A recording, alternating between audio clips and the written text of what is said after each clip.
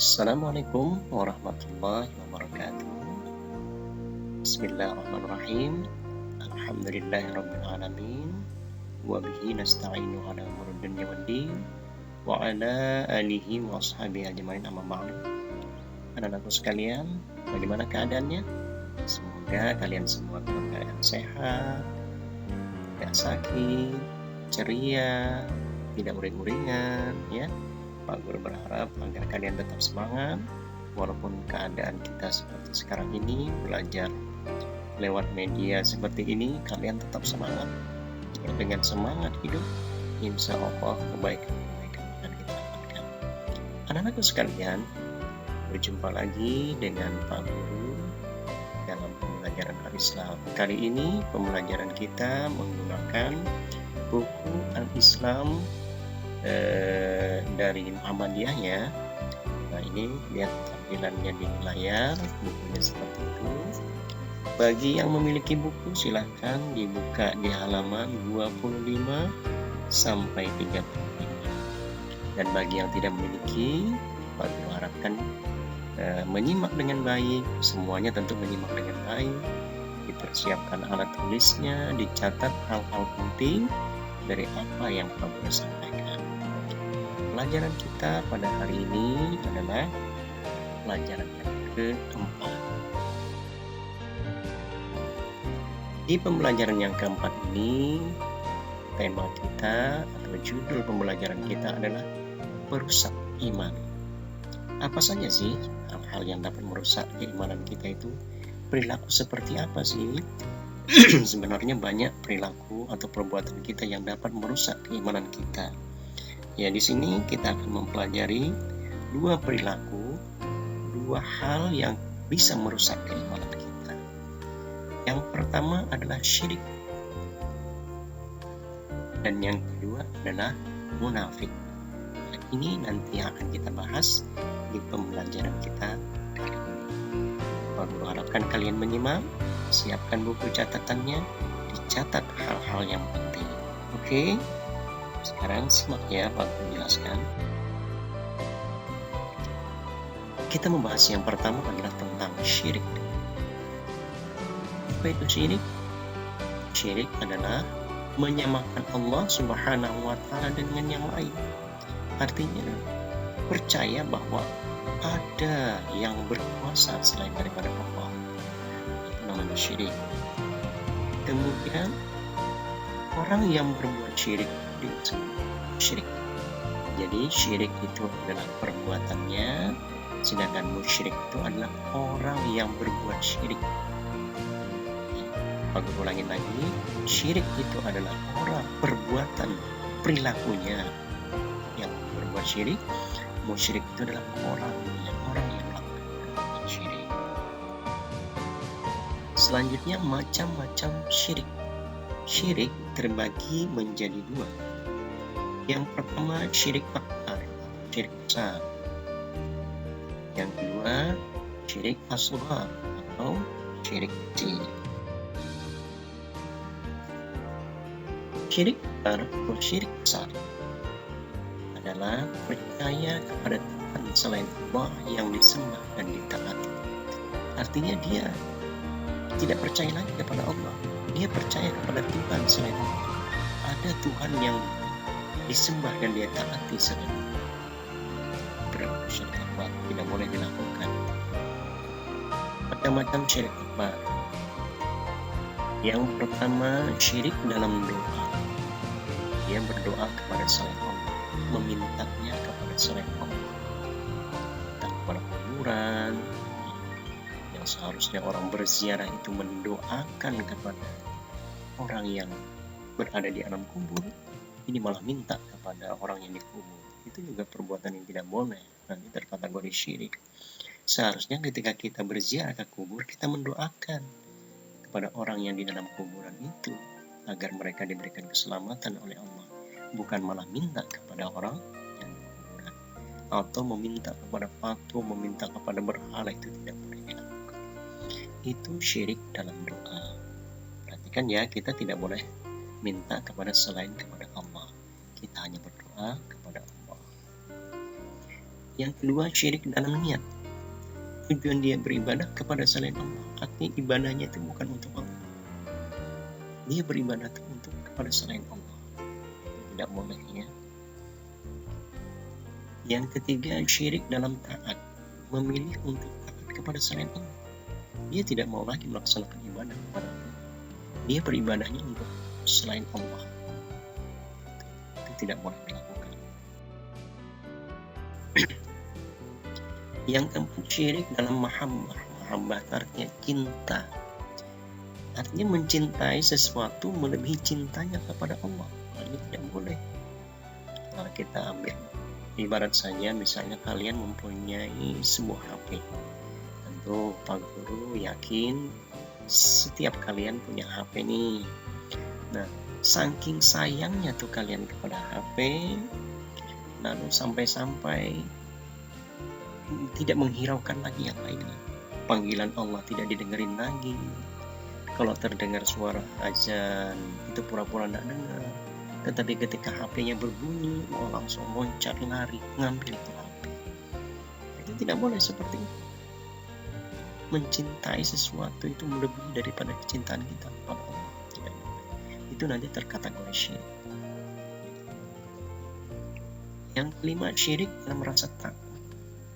Memiliki rasa takut yang berlebihan kepada selain Allah. Tidak boleh.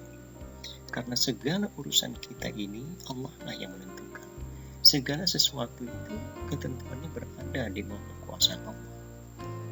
Nah, perilaku seperti ini misalnya kita dalam keseharian ada di antara orang ketika melakukan acara, ada semacam ritual-ritual yang dipasang, sesajen-sesajen, lalu dia yakin, wah kalau tidak dilakukan ini nanti akan ada bahaya, kalau tidak ada ini nanti akan terjadi musibah dan sebagainya. Itu tidak boleh. Kita harus yakin bahwa segala sesuatu itu Allah yang menentukan. Takutnya kita hanya kepada Allah SWT. Yang keenam, syirik dalam tawakal, berserah diri. Menyerahkan segala urusan sepenuhnya kepada selain Allah tidak boleh. Kita hanya berserah diri kepada Allah. Setelah kita berusaha, setelah kita berupaya melakukan sesuatu, pasrahnya kepada Allah. Tidak boleh kepada yang lain.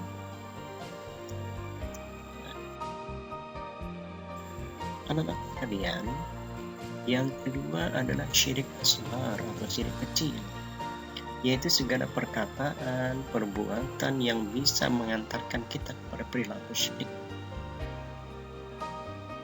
Syirik kecil terbagi menjadi tiga.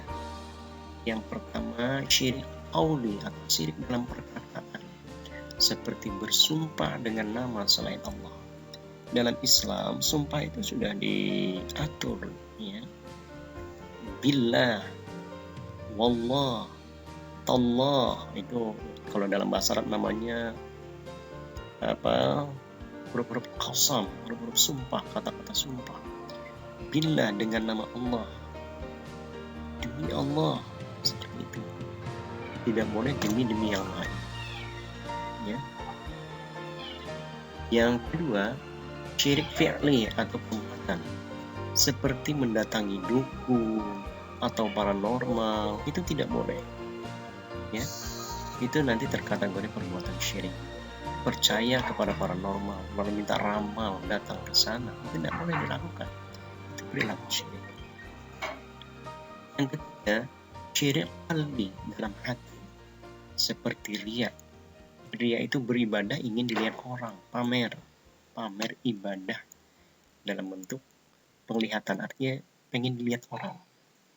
Apalagi sumpah itu pamernya ingin didengar ibadahnya atau menceritakan ibadah kepada orang lain. Misalnya tadi malam dia sholat malam, misalnya bagus sholat malam, habis maghrib dia ngaji, bagus setelah maghrib dia ngaji, tetapi besoknya diceritakan kepada orang lain dengan harapan orang lain itu akan memuji dia.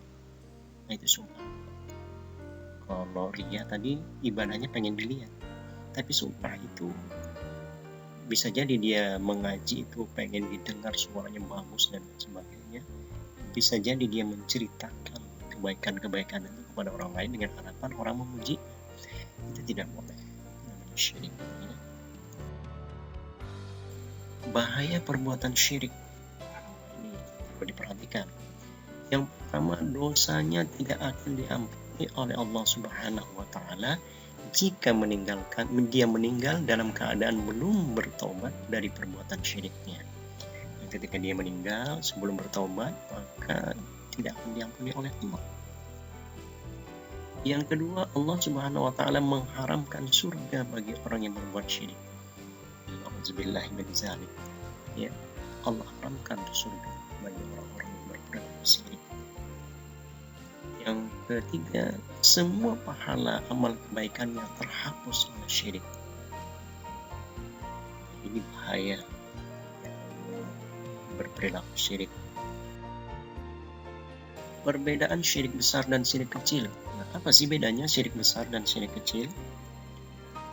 Yang pertama, syirik besar bisa mengeluarkan pelakunya dari keislamannya.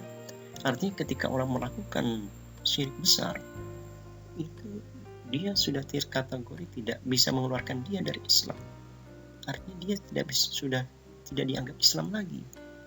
Nah, sedangkan syirik kecil tidak, dia masih terkategori Islam. Kenapa? Karena kalau syirik besar itu dia sudah percaya, dia tidak percaya kepada Allah lagi. Dia percaya kepada Tuhan, dia bertuhan kepada selain Allah. Yang kedua, syirik besar akan menghapus semua pahalanya. Ketika orang itu terkategori syirik besar, maka habis lenyap segala pahalanya. Sedangkan syirik kecil hanya menghapus pahala amal yang dimasuki oleh perbuatan syirik. Misalnya ketika dia sholat, ada riya, tadi itu ingin dilihat orang, kemudian menceritakan sum'ah tadi, menceritakan ibadahnya. Nah, ibadah yang dilakukan dengan riya, kemudian dia menceritakan, hilang pahalanya. Padahal ketika ngaji malamnya tadi bagus, dapat pahala. Tetapi setelah paginya dia ceritakan sama teman, kemudian niatnya ingin dipuji, hilang pahalanya. Dia sedekahnya bagus pada saat itu. Tetapi ketika sedekah itu diceritakan kepada orang lain dengan niat agar dipuji orang, maka hilang pahala. Yang ketiga, kekal di neraka pelaku syirik besar. Jadi orang yang ketika meninggalnya dalam keadaan syirik besar, maka selama-lamanya lah dia berada di dalam api neraka. Nauzubillah. Sedangkan syirik kecil itu disesuaikan dengan kadar kesyirikannya. Jika sudah dibalas di neraka, dengan rahmat Allah, dia bisa dikeluarkan dari neraka.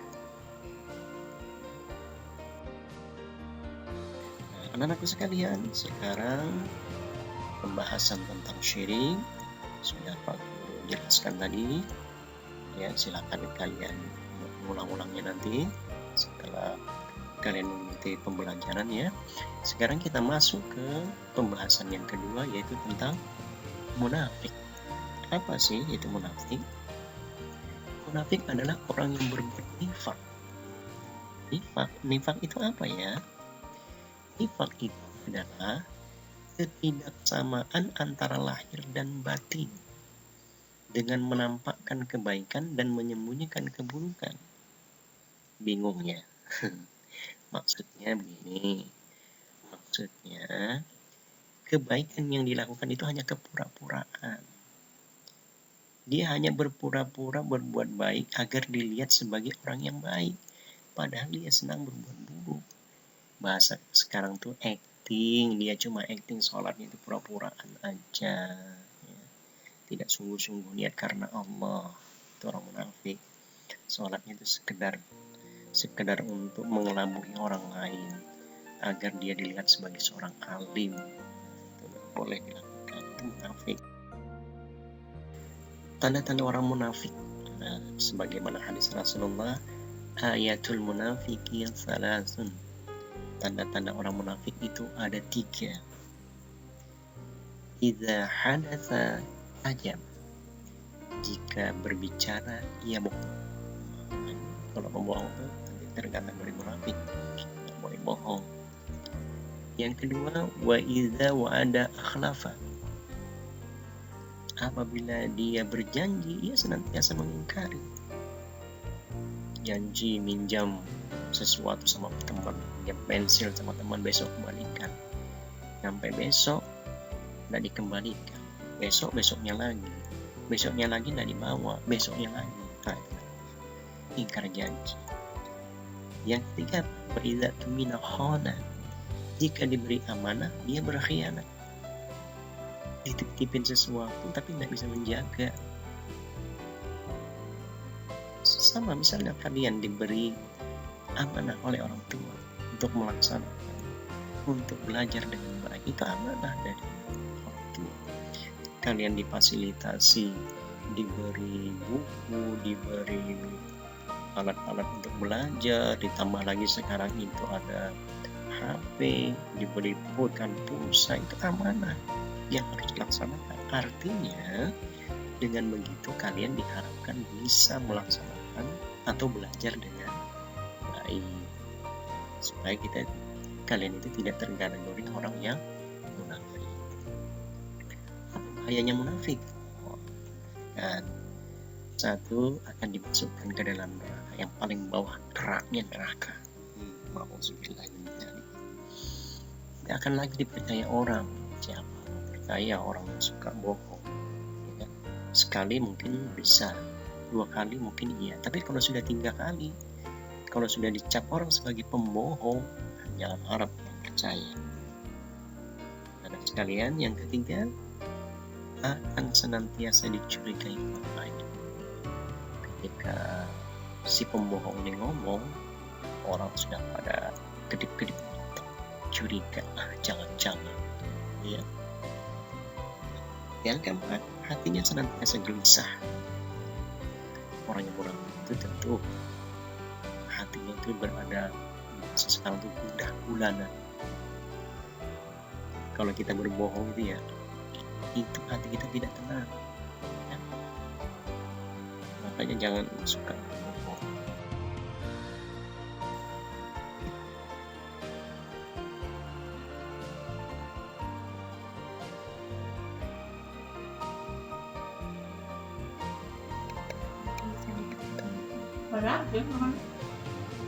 Mana kok?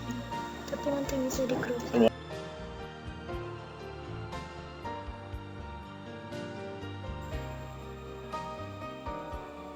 Assalamualaikum warahmatullahi wabarakatuh. Bismillahirrahmanirrahim. Alhamdulillahirrabbilalamin. Wabihi nasta'inu ala umuri dunya waddin. Wa ala alihi wa ashabihi ajmain, amma ba'du. Anak-anakku sekalian, bagaimana keadaannya? Semoga kalian semua dalam keadaan sehat, tidak sakit, ceria, tidak uring-uringan, ya. Pak Guru berharap agar kalian tetap semangat walaupun keadaan kita seperti sekarang ini, belajar lewat media seperti ini, kalian tetap semangat. Dengan semangat hidup, insya Allah kebaikan akan kita dapatkan. Anak-anakku sekalian, berjumpa lagi dengan Pak Guru dalam pembelajaran Al-Islam. Kali ini pembelajaran kita menggunakan buku Al-Islam dari Muhammadiyah, ya. Nah, ini lihat tampilannya di layar, bukunya seperti itu. Bagi yang memiliki buku, silahkan dibuka di halaman 25 sampai 35. Dan bagi yang tidak memiliki, Pak Guru harapkan menyimak dengan baik. Semuanya tentu menyimak dengan baik. Dipersiapkan alat tulisnya, dicatat hal-hal penting dari apa yang Pak Guru sampaikan. Nah, pelajaran kita pada hari ini adalah pelajaran yang keempat. Di pembelajaran yang keempat ini, tema kita atau judul pembelajaran kita adalah perusak iman. Apa saja sih hal-hal yang dapat merusak keimanan kita itu? Perilaku seperti apa sih? Sebenarnya banyak perilaku atau perbuatan kita yang dapat merusak keimanan kita. Ya, di sini kita akan mempelajari 2 perilaku, 2 hal yang bisa merusak keimanan kita. Yang pertama adalah syirik, dan yang kedua adalah munafik. Nah, ini nanti yang akan kita bahas di pembelajaran kita kali ini. Pak Guru harapkan kalian menyimak, siapkan buku catatannya, dicatat hal-hal yang penting. Oke? Sekarang simak ya, Pak Guru jelaskan.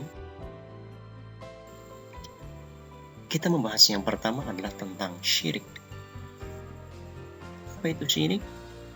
Syirik adalah menyamakan Allah Subhanahu wa Ta'ala dengan yang lain. Artinya, percaya bahwa ada yang berkuasa selain daripada Allah. Itu namanya syirik. Kemudian, orang yang berbuat syirik disebut musyrik. Jadi, syirik itu adalah perbuatannya, sedangkan musyrik itu adalah orang yang berbuat syirik. Ya, Pak Guru ulangin lagi, syirik itu adalah orang, perbuatan, perilakunya yang berbuat syirik. Musyrik itu adalah orangnya, orang yang melakukan perbuatan syirik. Selanjutnya macam-macam syirik. Syirik terbagi menjadi dua. Yang pertama syirik akbar, syirik besar. Yang kedua syirik asghar atau syirik kecil.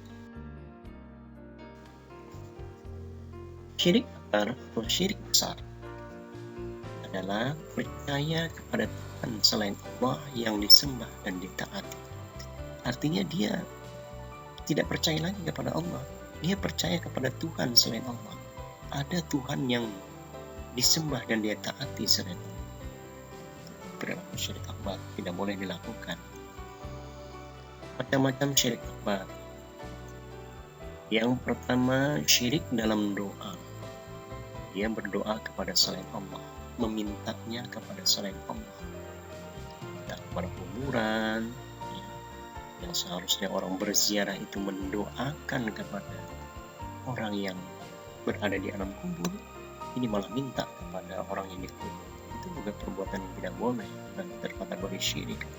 Seharusnya ketika kita berziarah ke kubur, kita mendoakan kepada orang yang di dalam kuburan itu agar mereka diberikan keselamatan oleh Allah, bukan malah minta kepada orang yang dikuburkan atau meminta kepada patung, meminta kepada berhala. Itu tidak boleh dilakukan. Itu syirik dalam doa. Perhatikan ya, kita tidak boleh minta kepada selain kepada Allah. Kita hanya berdoa kepada Allah. Yang kedua syirik dalam niat. Tujuan dia beribadah kepada selain Allah, artinya ibadahnya itu bukan untuk Allah. Dia beribadah untuk kepada selain Allah. Tidak boleh ya. Yang ketiga syirik dalam taat, memilih untuk kepada selain Allah. Dia tidak mau lagi melaksanakan ibadah kepada Allah. Dia beribadahnya untuk selain Allah. Itu tidak boleh dilakukan. Yang keempat syirik dalam mahabbah. Mahabbah artinya cinta. Artinya mencintai sesuatu melebihi cintanya kepada Allah. Nah, ini tidak boleh.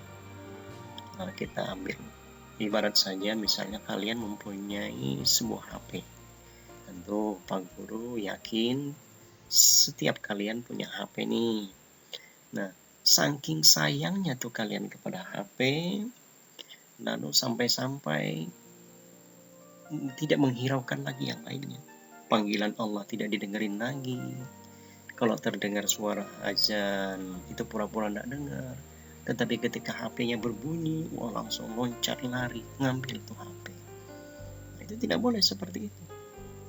Ya, mencintai sesuatu itu melebihi daripada kecintaan kita kepada Allah. Tidak boleh. Itu nanti terkategori syirik. Yang kelima, syirik dalam rasa takut. Memiliki rasa takut yang berlebihan kepada selain Allah, itu tidak boleh. Karena segala urusan kita ini Allah lah yang menentukan. Segala sesuatu itu ketentuannya berada di bawah kekuasaan Allah. Nah, perilaku seperti ini misalnya kita dalam keseharian ada di antara orang ketika melakukan acara, ada semacam ritual-ritual yang dipasang, sesajen-sesajen, lalu dia yakin, wah kalau tidak dilakukan ini nanti akan ada bahaya. kalau tidak ada ini nanti akan terjadi musibah dan sebagainya. Itu tidak boleh. Kita harus yakin bahwa segala sesuatu itu Allah yang menentukan. Takutnya kita hanya kepada Allah Subhanahu wa Ta'ala. Yang keenam, syirik dalam tawakal, berserah diri. Menyerahkan segala urusan sepenuhnya kepada selain Allah tidak boleh. Kita hanya berserah diri kepada Allah. Setelah kita berusaha, setelah kita berupaya melakukan sesuatu, pasrahnya hanya kepada Allah. Tidak boleh kepada yang lain.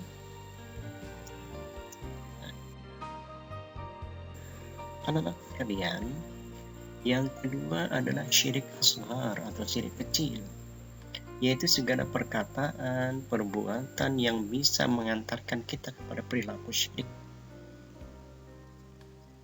Syirik kecil terbagi menjadi 3. Yang pertama, syirik qauli atau syirik dalam perkataan, seperti bersumpah dengan nama selain Allah. Dalam Islam, sumpah itu sudah diatur, ya.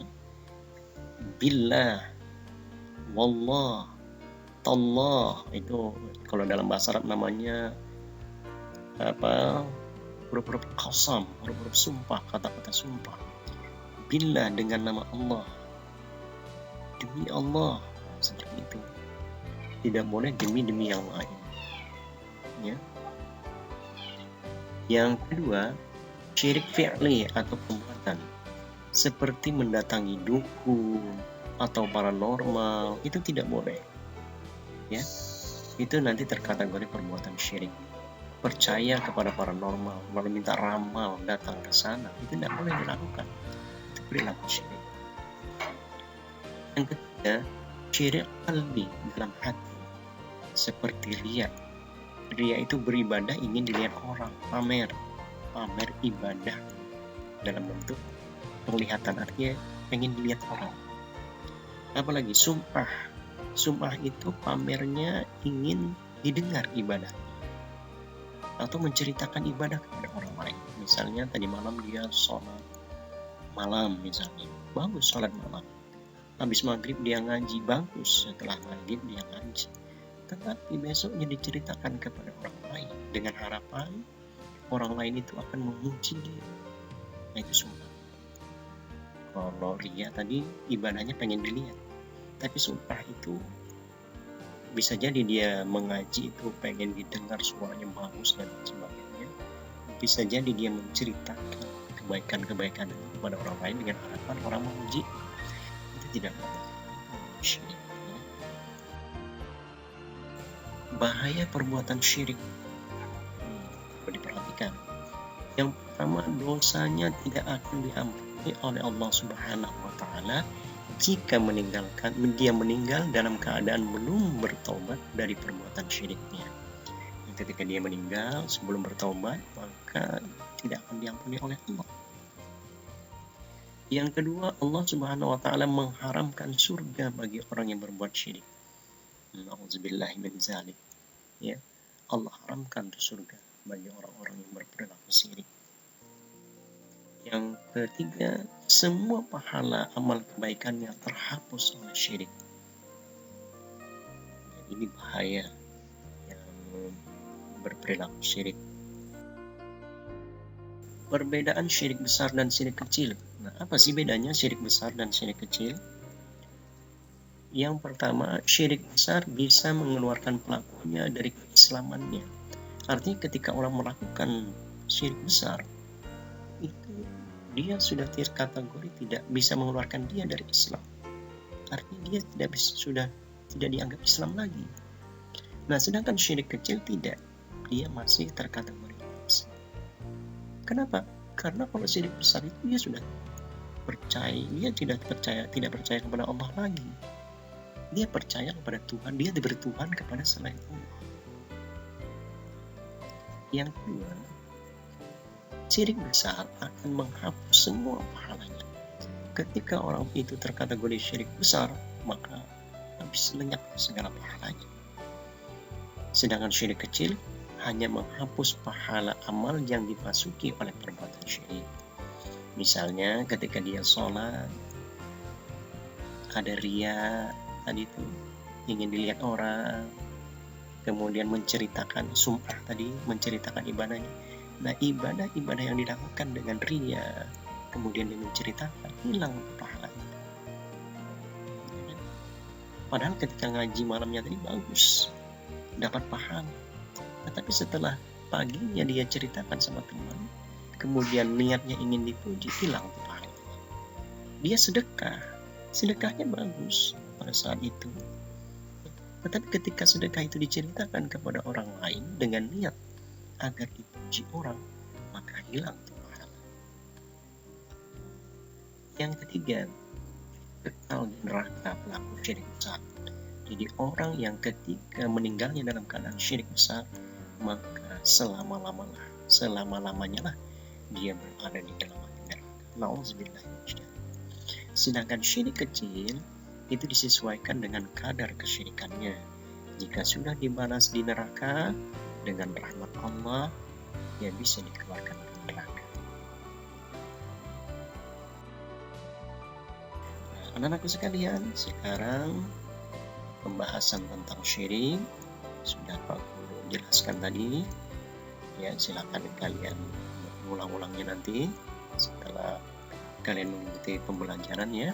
Sekarang kita masuk ke pembahasan yang kedua, yaitu tentang munafik.